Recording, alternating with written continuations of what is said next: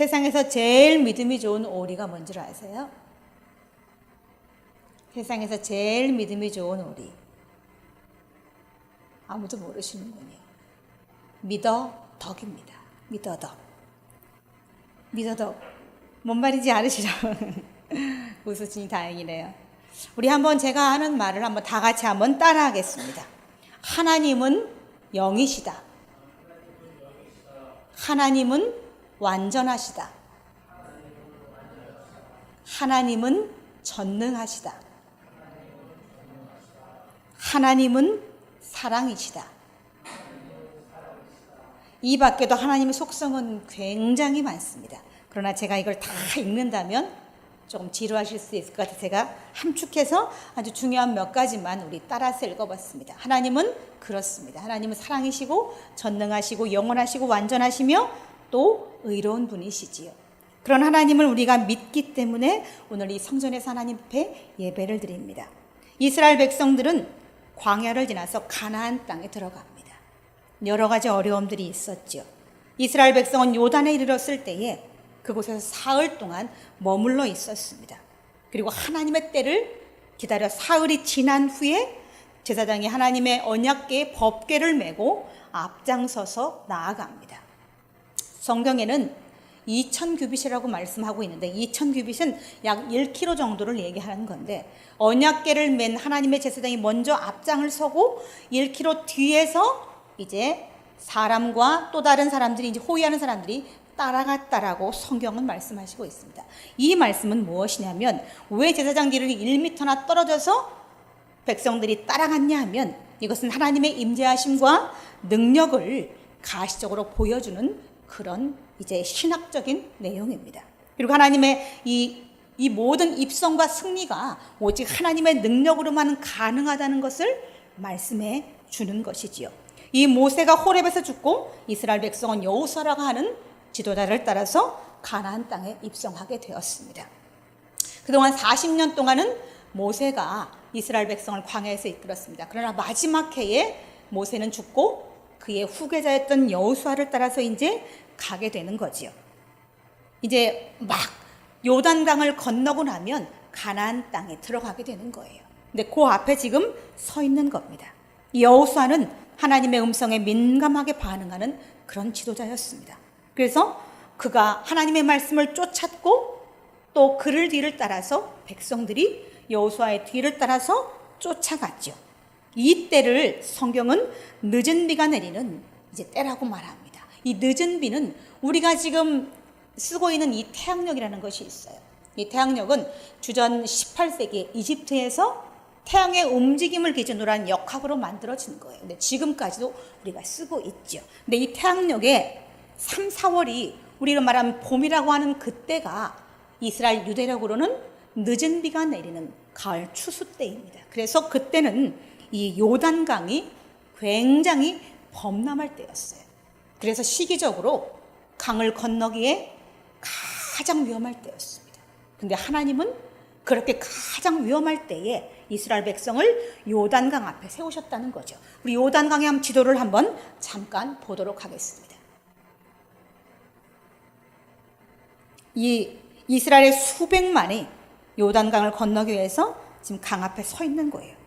이 물이 워낙에 이렇게 보면 저 위에서부터 밑에까지 이렇게 거의 직각으로 경사가 진 땅이에요. 보통 땅은 이렇게 평지잖아요. 아니면 이렇게 기울드강. 근데 요단강은 저 헐몬산부터 해가지고 수직으로 밑으로 내리꽂는 그런 지형입니다. 그래서 저 밑에 사해라고 써 있죠. 사해에 물이 모이면 빠져나갈 수가 없어서 저기에 물이 모이는데 이스라엘 땅에 그 땅의 성분이 소금이 많아서 저기에 소금이 가장 많이 들어있는 물이 모이면 그 소금물의 모임으로 인해서 거기에는 어떤 생명도 살 수 없는 그런 물이 고이게 되죠. 그래서 저 바다를 죽을 사자를 떠서 사해라고 이름 짓게 된 겁니다.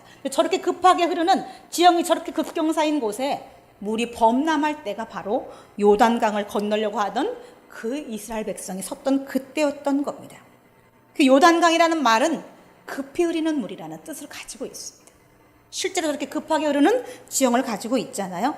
그래서 그곳을 지나기는 굉장히 위험한 상태였습니다. 그런데 하나님의 인도하심이 없이는 건널 수 없는 이 강을 하나님은 건너라고 말씀하십니다. 이전에도 홍해라고 하는 바다를 마르게 해서 하나님이 이스라엘 백성을 건너게 했던 경험이 있었기 때문에 아마도 조금은 담대함이 이스라엘 백성에게 있었을지도 모릅니다. 그러나 저렇게 급하게 흐르는 넘치는 물 속에서 저기를 건너야 한다고 생각하면 아마 누구든 다 두려워했을 것입니다. 이 모험은 생명과 직결됩니다. 어떨 때는.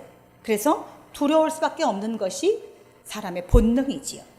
근데 하나님은 우리에게 가끔 순종하기 힘든 과제들을 주시기도 한다는 거죠. 저렇게 물이 범람할 때에, 하필이면 물이 없을 때에 건넜으면 얼마나 좋았을까마는, 저렇게 물이 범람할 때에 이 요단강을 건너라고 지금 말씀하고 있는 겁니다. 오늘 본문의 요단강을 건너는 일이 그랬고, 아브라함이 모리아산에서 이삭을 바치는 일이 그랬었지요. 이 앞을 가늠할 수 없는 일들이 참 많이 성경에는 서술되어 있습니다.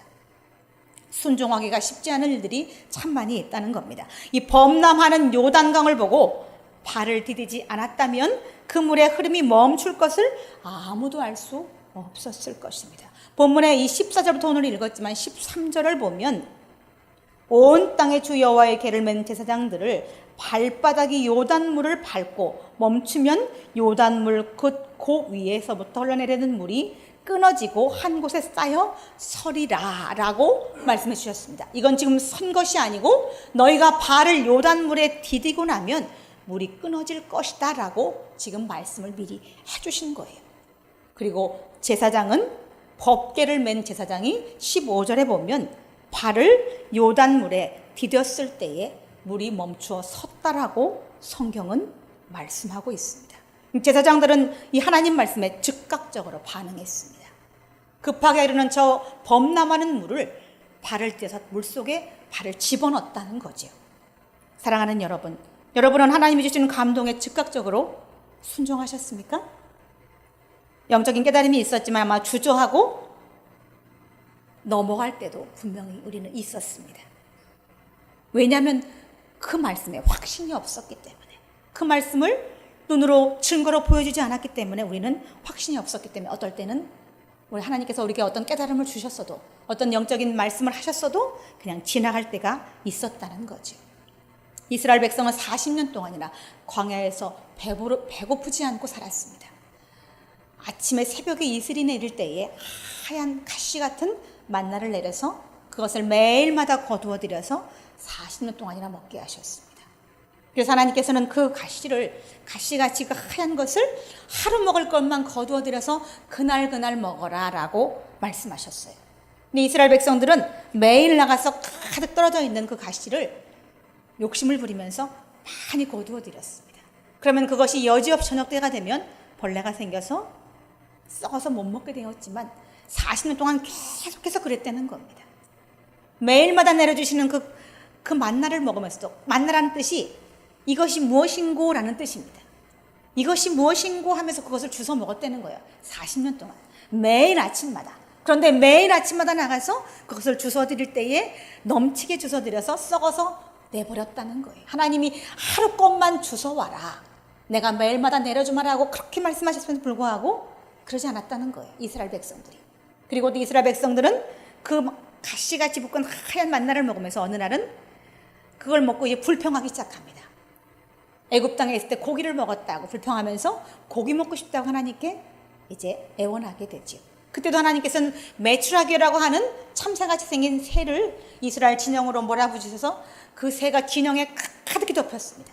까맣게 덮였습니다. 그래서 그 새를 거두어서 그것을 말리고 염장 처리를 해서 한 달이 넘도록 계속해서 먹을 수가 있었어요.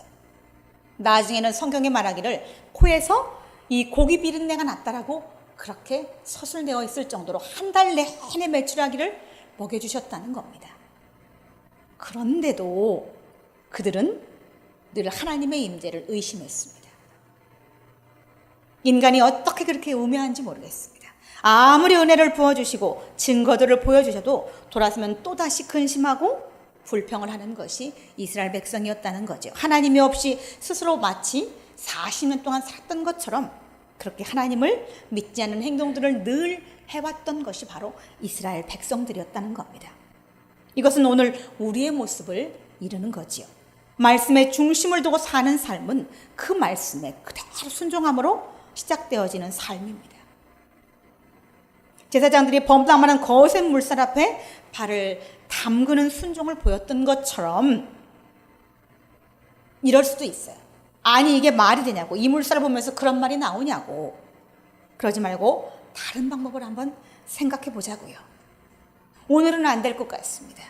이성적으로 한번 생각해 보십시오 라고 아마 그 범람하는 물을 보면서 말하는 사람이 있었을 것입니다. 그렇지만 하나님께서는 제사장의 범람하는 물을 들어가 발을 담그는 순종을 보시면서 이스라엘 200만이 넘는 사람들에게 물이 그치는 모습을 보여주셨다는 겁니다. 여러분이 하나님의 축복을 경험하고 싶다면 어떤 상황에서든 하나님의 말씀에 의심하면 안 된다는 겁니다. 의심할 때 하나님은 절대 역사하지 않으십니다. 그리고 그럴 때 그래? 그럼 한번 네 힘으로 한번 해보련 하고 말씀하십니다. 저는 그것을 수도 없이 경험해 봤습니다. 그래서 제가 저희 남편한테 언젠가 사업을 할 때도 그런 얘기를 했던 기억이 납니다. 그 사람의 사업이 열린마음 중고차가 너무 잘 되어서 이 네이버의 지정 카페가 되고 손님이 정말 말할 수 없이 몰려드는 그때에 사람이 저 사람들을 만나려면 일주일을 예약하고 만날 정도로 그렇게 만나기 어려울 때가 있었습니다. 근데 하나님께서 어느 날 그렇게 사업장이 잘 되고 그러니 저 사람이 예배를 빠지기 시작했습니다. 바빴죠. 워낙 손님이 많았기 때문에. 수예배도 빠지고 금요일 예배도 빠지고 겨우겨우 주일날 하루 예배를 지키면서 그렇게 살게 되었습니다. 근데 어느 날 하나님께서 저한테 그래? 그럼 한번 잘 해보라 그래. 능력을 한번 그에게 한번 줄 테니 네 마음껏 해보라고 해라 라고 저한테 말씀하셨어요. 그래서 제가 그 얘기를 남편한테 해주었던 적이 있었습니다. 하나님이 당신 능력껏 한번 해보라고 하시네? 그리고 정말 거짓말같이 3개월 동안 손님이 거의 올쏙되어서 3개월 뒤에 저희 남편이 손을 다 들었습니다. 그때서야 하나님 잘못했습니다라고 3개월 뒤에 그 만날 수 없었던 그렇게 밀려왔던 그 손님이 갑자기 범람하는 요단물이 딱 끊기는 것처럼 손님이 발을 탁 끊어버렸어요. 3개월 동안이나. 그리고 우리 남편은 그때 하나님을 시인했습니다. 그리고 다시 하나님이 물살을 회복했던 것처럼 사업장을 회복시켜줬던 기억이 있었습니다. 이렇게 하나님은 어떤 상황에서는 하나님께 순종하기를 원하십니다.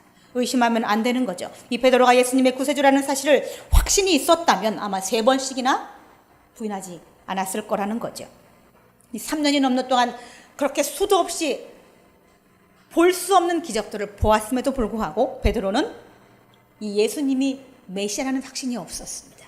그래서 사람들이 자기를 지적할 때, 저 예수와 함께 다니던 사람들하고 지적할 때 나는 아니다라고 뒤로 물러섰던 거죠. 그리고 모든 걸 다 포기하고 고향으로 돌아갔습니다. 이 마태복음 14장 30절에 보면은 베드로가 밤 사경에, 이 사경이라는 말은 이 깊은 밤 2시에서 6시에 그 깊은 밤을 얘기하는 겁니다. 그 사경에 갈릴리 호수에서 물 위를 걸어서 베드로가 있던 배 위로 걸어오시게 됩니다. 그 모습을 본 이 베드로는 깜짝 놀랐습니다. 물 위를 걸어서 오셨기 때문에. 그래서 베드로에게 예수님께서 나에게로 걸어오라라고 말씀하셨을 때 그 예수님을 보고 초도 의심하지 않고 물 위를 걸어서 예수님께 가까이 다가갔습니다. 근데 잘 걷던 그가 갑자기 거센 물살과 어둠에 두려움을 느꼈고 그 순간 그는 의심과 불안에 의해서 물속에 빠지게 되었습니다. 그때 예수님께서 그에게 하신 말씀은 단 한마디였습니다. 믿음이 작은 자여 어찌하여 의심하느냐라고 말씀하셨습니다. 그리고 그의 손을 잡아서 꺼내주셨었죠. 이 두려움을 느끼는 것은 인간에게는 지극히 평범하고 본능적인 것입니다. 그러나 성경은 오늘 우리에게 그 본능을 벗어나는 이 하나님께 대한 확신을 우리에게 가지길 원하십니다. 내가 너희를 적과 꿀이 흐르는 가나안 땅으로 들여보낼 것이다 라고 말씀하시면 그대로 된다라고 믿는 믿음이 필요했던 거죠. 그것만을 하나님께서는 원하셨던 겁니다. 근데 저에게도 이렇게 확실한 100%의 믿음이 흔들릴 때가 있다는 겁니다. 저라고 없겠습니까? 사람인지라 누구나 다 그럴 때가 있습니다. 그러나 그럴 때마다 하나님께서는 저에게 즉각적인 순종을 원하셨습니다. 어떨 때는 제가 꺾이지 않을 때는 목을 강제로 눌러서 머리를 숙이게 하신 적도 있었고, 자존심이 극도로 상한 가운데도 제 발을 꺾어서 무릎을 꿇게 하신 적도 있었습니다. 저는 그럴 때마다 꺾이지 않는 머리와 꺾이지 않는 무릎을 꺾기 위해서 더 많이 기도하고 더 성경을 읽어야만 그것이 용납이 됐던 적도 많이 있었습니다. 그리고 저는 그 이후에 수많은 아주 눈에 보이지 않는 놀라운 것들을 보게 되었습니다. 제가 이전에 부목사로 있을 때에 그 교회에서 요양병원에 이제 주일날 오후 1시에 예배를 인도했습니다. 그 일을 오랫동안 했죠. 한 근 7, 8년 정도 했다라고 생각이 됩니다. 근데 그 중간에 하나님께서 어느 날 저한테 그 교회, 그 요양병원에 신방을 가기를 원하셨습니다. 너무너무 강력한 그런 응답이 저한테 있었어요. 그래서 제가 저와 동행해서 저를 돕던 동역자 전도사님을 통해서 우리 수요일날 이 요양병원에 전도를 갑시다 라고 말했더니 그 전도사님은 바로 순종하시면서 네 목사님 알겠습니다 라고, 그리고 그 다음 주에 바로 순종해서 수요일날 그곳에 이제 전도를 가기로 정해져 있었는데, 그날 피치 못한 일이 있어서 그날 금요일에 그 요양병원에 전도를 가게 되었습니다. 요양병원에서는 전도를 하고 저희를 부른 적도 없습니다. 어디로 가야 할지도 몰랐지만 하나님 말씀에 순종하여 6층으로 올라가게 되었고, 6층에서 그날 하루 종일 예배를 드리게 달라고 졸랐던, 그날 입원했던 이명숙 권사님을 만나게 되므로 그날 예배를 드리고 전도의 문이 열리게 되었습니다. 그리고 그 다음 주에 갔더니 그 권사님이 중환자실이 2층으로 옮겨져 있었어요. 그리고 저는 너무 자연스럽게 중환자실에 들어갈 수 있게 되었고, 2달 만에 6층의 요양병원 전층이 다 열리는 놀라운 일이 있었습니다. 제가 그 사역은 한 1년, 2년 가까이 했습니다. 근데 그 2년 가까이 하는 동안 저는 거기서 놀라운 일들을 정말 많이 보았습니다. 그곳에 계신 분들은 거의 다 몸져 누워있는 분들입니다. 지각이 없는 분도 있고 몸이 불편해서 똥오줌을 받아내는 분들이 대다수였습니다. 이빨은 까맣게 썩어서 입에서는 썩은 냄새가 나는 분이 대다수였습니다. 그런데 그런 분들을 가지고 수요일마다 그곳에 가서 2시간, 2시간 반 동안 그분들과 손을 잡고 찬양하는 동안 정말 놀라운 일들이 있었습니다. 그래서 그분들이 그 수요일날 신방을 다녀온 그 다음 날에는 그 몸들이 굉장히 좋아서 그곳에 이제 사회복지사는, 목사님 저는 크리스찬이 아니고 천주교도 크리스찬이라고 하지만 자기는 개신교인이 아니고 천주교인인데, 목사님이 다녀간 수요일 이후에 목요일날 이 환자들의 상태를 보고 너무 소름 끼치도록 놀라울 때가 많습니다. 목요일날 그렇게 이 환자들의 상태가 좋다는 거예요. 근데 저는 그때 그 하나님께서 나한테 수요일날 신방을 가라라고 명령하셨을 때에 내가 만약에 순종하지 않았다면 어땠을까? 라는 생각을 해봅니다. 그곳에 정말 이렇게 몸져 누워서 하나님을 간절히 찾던 날이 있었던 거예요. 그들이 하나님을 부르고 저에게 그 일을 맡기셨던 거죠. 그래서 저는 그 일에 순종함으로 저는 그때 정말 너무 많은 것들을 그곳에서 보고 배웠습니다. 그 몸져 누워있는 똥오줌 받아내는 그 사람들을 통해서 저는 하나님을 보았습니다. 그 사람들이 얼마나 하나님 앞에 신실한지, 그 믿음이 얼마나 온전한지를 저는 보고, 저는 그 사람들 앞에서 부끄러운 적이 한두 번이 아니었습니다. 그들은 비록 그 뒤에 돌아가신 분이 태반이고 이제는 세월이 많이 지났습니다. 그 뒤 4년이라는 시간이 지났잖아요. 아마 제가 그때 만났던 분들은 아마 대다수 다 하나님의 부름을 받았을 것입니다. 근데 그들이 그 죽음 직전에 그 몸을 가지고도 하나님 앞에 그렇게 신실하게, 그렇게 간절하게 예배를 드리고 하나님을 만났던 기억을 하면 저는 지금도 그분들을 생각하면 부끄럽기 그지없다는 겁니다. 그렇게 하나님께서는 우리에게 어떨 때는 어떤 계획도 하지 않으시고 언지도 주지 않으시고 즉각적인 순종을 원할 때가 있는 거죠. 오늘 요단강이 범람하는 그때에 그 강을 건너서 이스라엘 이 땅으로 들어가게 하신 것이 바로 하나님의 그런 명령이신 거죠. 이 삶이, 우리의 삶이 말씀이 중심이 되는 삶은 그렇게 쉽지 않습니다. 그러나 그리스도인은 말씀 중심에 사는 삶을 저는 권해드립니다. 그것이 하나님이 기뻐하시는 삶입니다. 우리가 말씀 중심으로 살아가야지만 우리가 변질되지 않을 수 있습니다. 그래서 우리에게 첫째 가는 필요는 말씀 중심의 삶입니다. 이 수레바퀴가 2개가 동일하게 돌아가면서 앞으로 나아갑니다. 어떤 수레는 4바퀴가 동일하게 굴러서 앞으로 나아갑니다. 그런데 만약에 그 4바퀴가, 그 2바퀴가 만약에 한 바퀴라도 이탈을 한다면 그 수레가 앞으로 나아갈 수가 있을까요? 나아갈 수 없습니다. 그렇게 우리의 인생도 우리 하나님을 믿는 사람들은 이 수레바퀴가 동일하게 두 개가 균형을 맞춰서 앞으로 나가는 것처럼 말씀 중심의 삶을 통해서 하나님께 영광 돌릴 수 있다는 거죠. 그리고 그 삶을 통해서 하나님은 우리에게 놀라운 일들을 보여주신다는 겁니다. 고린도후서 5장 17절에는 말씀에는 그런즉 누구든지 그리스도 안에 있으면 새로운 피조물이라. 이전 것은 지나갔으니 보라 새 것이 되었도다라고 말씀하고 있습니다. 이 그리스도인이 되기 전에는 내 인생의 주인이 바로 나였습니다.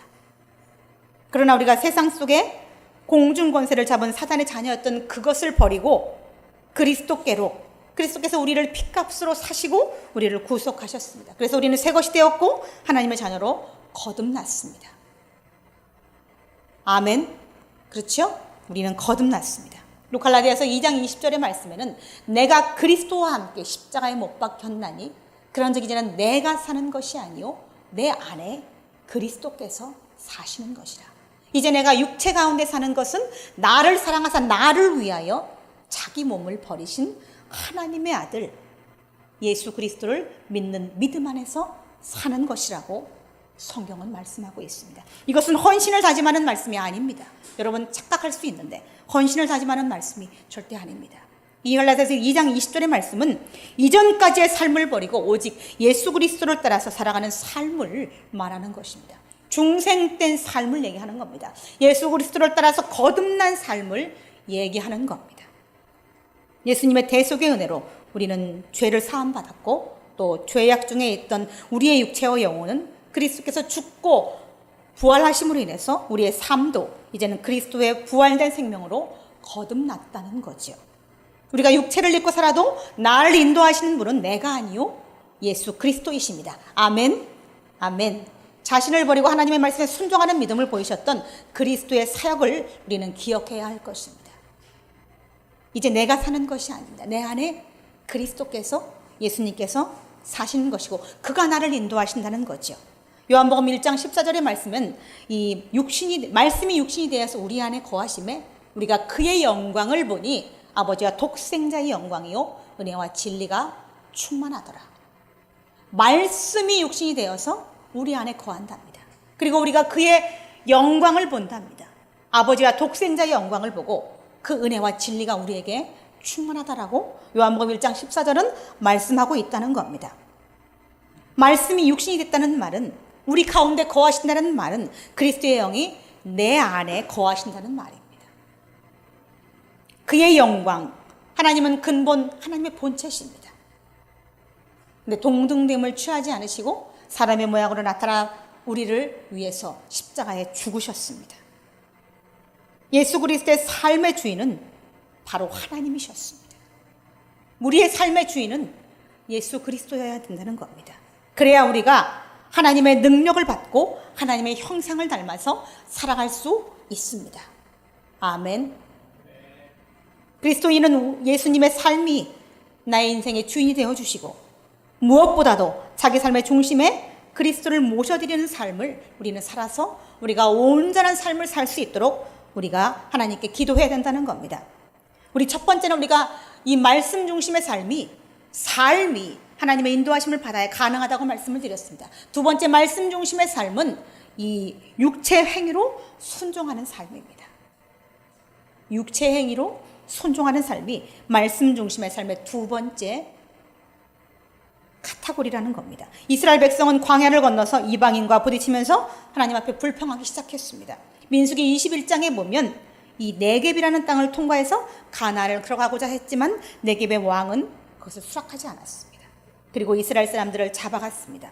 그리고 에돔 땅을 돌아서 가게 되었습니다.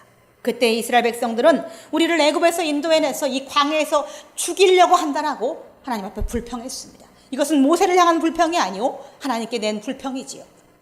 멀쩡히 잘 된 우리를 애굽에서 꺼집어내서 이 광야에서 우리를 죽일 작정이냐라고 하나님께 지금 악을 쓰고 불평을 하고 있었습니다. 그때 하나님께서는 굉장히 진노하셨습니다. 그래서 그들을 죽이셨습니다. 그때 모세가 하나님께 기도했고 하나님께서 모세에게 놋뱀을 달아서 장대로 달아라고 말씀을 하셨지요. 그래서 그 놋뱀을 바라보는 자는 살 것이라고 말씀하셨습니다. 그래서 놋뱀을 바라보는 자는 다 살았습니다. 근데 그 중에 개 중에는 저 놋으로 만든 뱀이 무슨 힘이 있다고 라고 생각하는 사람은 다 죽었습니다. 하나님께서 노뱀을 바라보라고 말씀하시면 그냥 보면 되는 것인데 저 노뱀이 무슨 능력이 있느냐고 하나님 앞에 대항하던 사람은 결국 자기 목숨을 버렸다는 겁니다. 거기에 이성적인 생각이 들어갈 필요가 없었는데 그냥 하나님께서 보라고 말씀하시면 그냥 보면 되는 겁니다.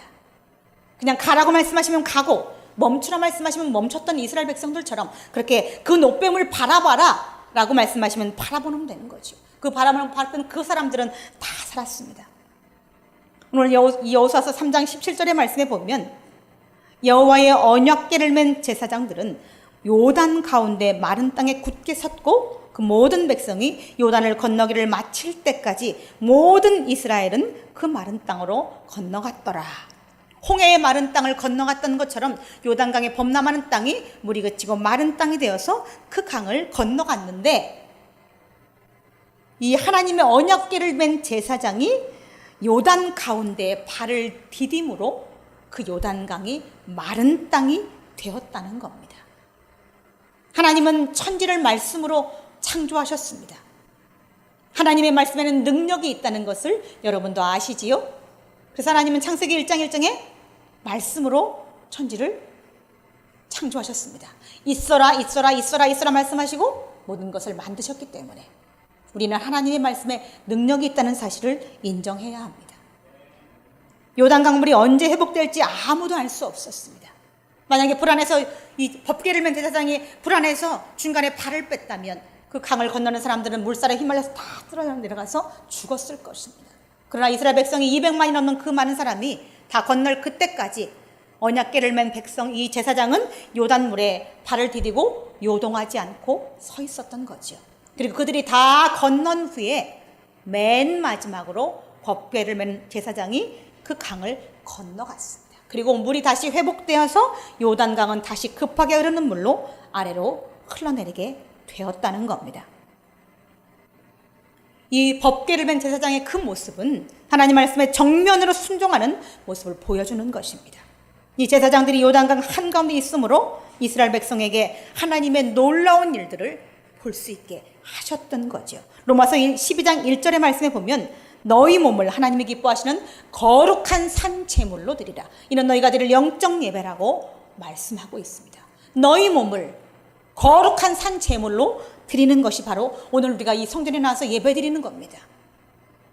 그래서 우리는 성전에 나와서 내가 집에서 몸을 움직여서 여기까지 걸어와서 우리가 행함으로 말씀 중심의 삶을 살기 위해서 성전에 와서 예배를 드린다는 겁니다. 믿음이 그의 행함과 함께 일하고 또 행함은 그의 믿음을 온전하게 한다라고 야고보서 2장에는 말씀하고 있습니다. 우리가 믿음으로 의롭다 칭함을 받았지만 내 생각과 내 행실로 하나님의 영광을 가릴 때가 많다는 것입니다. 내 생각과 내 머릿속에 있는 행실이 하나님의 영광을 볼 수 없게 한다는 겁니다. 이 중세 영지주의자들은 믿음을 부인했습니다. 그리고 그들은 지식과 깨달음, 알물 중요하게 여겼습니다. 그것으로 구원에 이를 수 있다라고 그들은 주장했습니다. 이 이노시스라는 말이 바로 이 지식이라는 말을 뜻하고 있습니다. 이 그들은 영지주의자들은 영은 선하고 육신은 악하다라고 평가했습니다. 그래서 하나님이 이 인간을 창조하셨는데 하나님이 인간을 창조했다는 것을 저급하다라고 그들은 판단했습니다. 영은 선하고 육신은 악하다. 어쩌면 이 말이 맞다라고 느끼실 수도 있습니다. 그런데 이렇게 우리가 이 말을 시인하게 된다면 하나님의 창조의 사역을 우리가 저급하다라고 인정하게 되는 겁니다. 하나님은 절대 사람을 저급하게 짓지 않으셨다는 겁니다. 다만 사람이 자유의지로 하나님의 말씀에 불순종했을 뿐이지 하나님의 사람을 악하게 지으지 않으셨다는 겁니다. 그래서 그들은 이 이노시스를 통해서 구원에 이른다고 말하고 있습니다. 이런 깨달음만 강조하는 믿음이 온전한 믿음이 아니듯이 오늘날의 믿음과 믿음의 행함을 분리하는 믿음도 온전한 믿음은 아니라는 겁니다. 믿음과 믿음의 행함은 동시에 같이 가는 비례되는 것들이라는 거죠. 믿음의 모습은 온전하게 하는 믿음의 모습을 온전하게 하는 것은 그의 믿음의 행위입니다. 우리가 그 행함으로 하나님께 믿음을 보여드릴 수 있습니다. 믿음이 온전해질 수 있습니다. 근데 20세기 중반이 넘어서 어떤 신학자들은 우리가 하나님 앞에 아무것도 할 필요가 없다라고 주장하는 사람들이 생겨났습니다. 하나님이 다 하신다. 우리가 억지로 무엇인가를 하려고 노력할 필요가 없다. 그렇게 해서는 안 된다라고 말하는 사람들이 있습니다. 그러나 이것은 아닙니다. 그렇다면 우리가 성전에 와서 예배드릴 필요 없죠. 하나님 다 알아서 하시는데 뭐 예배드려요? 성전까지 뭐 하러 오겠어요? 우리가 하나님 말씀대로 그렇게 살려고 노력할 필요는 없죠. 하나님이 다 하시는데 뭐 하러 하겠어요? 사람을 그럼 뭐 하러 만드셨겠어요? 하나님 영광을 해서 인간을 만드셨는데 인간을 아무 무용지물이 되도록 아무것도 할 필요가 없다면 하나님이 인간을 지으신 목적이 흠이 있다는 얘기죠. 하나님은 인간을 당신의 영광을 위해서, 영광을 드러내기 위해서 지으셨습니다. 하나님 앞에 아무것도 할 필요가 없다라고 주장하는 이 신학자들이나 또 그렇게 어설프게 성경을 해석하는 사람들의 말을 우리는 절대 따라가면 안 된다는 겁니다. 이 인간은 누구나 다 하나님 부르시는 그날까지 하나님께 다다르기 위해서 믿음과 행함으로 열심히 주를 쫓아가야 한다는 것입니다. 우리의 매일 삶에서 중심이 되신 그리스도께 순종함으로 성령의 충만함과 풍성한 삶을 얻게 할 수 있습니다. 하나님께 대한 순종은 이 마음의 태도나 또 동기뿐만 아니라 이 외적인 행동으로도 나타나야 한다는 거죠. 저는 믿음 하면서 전혀 행함에 본이 되지 못하는 사람을 참으로 많이 보았습니다. 여러분 그런 분 볼 때 하나님께 영광이 된다고 생각하십니까? 은혜가 되던가요? 절대 안 됩니다. 그의 믿음은 그의 행함과 함께 온전해지는 것입니다. 하나님도 그의 믿음을 행함을 통해서 받으십니다. 하나님이 주시는 영적 깨달음에 순종하고 그 영적 깨달음을 온전하게 하는 것은 이 행함의 믿음이라는 것입니다. 말씀이 중심이 되는 삶은 성경 말씀을 믿고 그 말씀을 행동으로 옮기는 데서 이루어집니다. 여러분 절대윤리와 상황윤리에 대해서 알고 계십니까? 두 가지는 다른 것입니다. 절대윤리는 하나님의 말씀이 기본이 되고 상황윤리는 나와 내 생각이 기본이 되는 겁니다. 이 절대윤리는 하나님이 명시하는 모든 법을 이루는 말입니다. 윤리의 기준이 바로 성경, 바로 하나님이죠. 그러나 상황윤리는 윤리의 기준이 바로 나라는 겁니다. 내 생각이 기준입니다. 그래서 이런 논리가 생겨났습니다. 나는 어머니가 위독하시다는 말을 들어서 신호를 위반할 수밖에 없었습니다. 주일날 사정이 생겨서 예배를 빠질 수밖에 없었습니다. 부모님을 섬기고 싶지만 돈이 없어서 할 수 없습니다. 내가 그를 죽인 것은 그가 나에게 잘못했기 때문입니다. 이렇게 모든 상황을 나한테 꿰어 맞추는 것이 바로 상황윤리입니다. 그러나 우리가 믿는 이 절대윤리는 그렇지 않습니다. 어머니가 위독하셔도 신호등은 지켜야 되는 겁니다. 또 주일날 사정이 생겨도 예배가 우선이 되어야 합니다. 또 돈이 없어도 부모를 돌아보며 콩을 반쪽을 나누어서 집을 빼서라도 부모님을 섬겨야 하는 것이죠. 내가 절대 용서할 수 없어도 내가 누군가를 살인을 한다면 안 되는 거죠. 하나님의 절대윤리는 나를 화나게 하는 자도 죽이지 않는 것이 하나님의 절대윤리입니다. 이런 절대윤리가 바탕이 된 그런 믿음, 거기에 행함까지 보태어진 믿음이 삶이 중심이 되는 믿음이라는 겁니다. 그래서 하나님은 그 믿음을 통해서, 그의 행함의 믿음을 통해서 그를 통해서 영광을 받으신다는 거죠. 삶이 중심이 되어서 하나님이